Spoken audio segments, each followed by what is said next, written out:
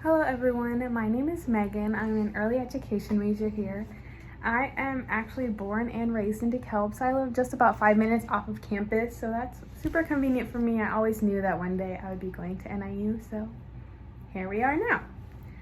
My favorite food is sushi, and as far as choosing a favorite children's book, that's super hard for me. I have so many favorite books. I actually have a son. He is right here.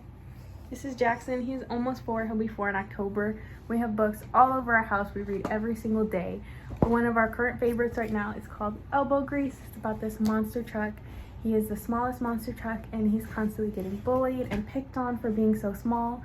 But it doesn't bug him. If anything, it gives him more drive. It makes him want to try even harder to do his best and win this race he's competing in. And I really enjoy books that have good messages like that and teach kids to have confidence in themselves.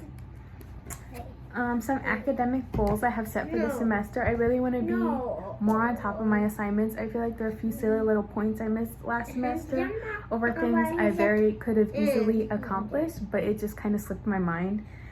And going along with that, I'm trying to be a lot better with my planner and be more organized. I always start super strong, and then as the semester goes, I get a little lazy with my planner, so I really want to keep up with that.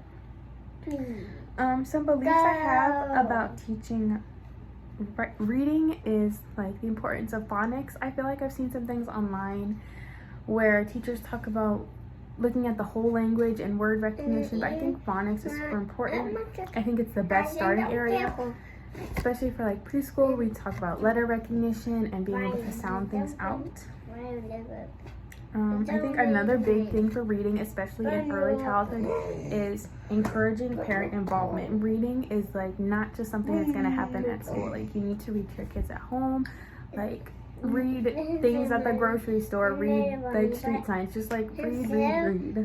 Another big thing is having a growth mindset with things like reading. That's a hard thing to learn, and I think getting your kids to have a growth mindset without even realize that's what they're doing, that's You will do that again later, okay? For writing. Okay. For writing, writing again is also super important, and I think writing is in everything. It's not just going to be in language arts, it's in science, it's in math, it's in history. So spreading that learning process over multiple academic areas, it will be more exciting, giving them a choice in what they're writing, so they're more interested and passionate about trying to get their message across and explain what they are thinking or feeling. And let them know that writing is very collaborative. Even to this day in college, you might peer review with someone. You might ask your friend, hey, can you read over this real quick before I turn it in? Having that so that even as young kids, they can work with each other, they can build off of each other, they can learn from each other. I think that is super important. And I think another big thing I have about writing is understand, even as we get more technologically advanced, learning to write is super important.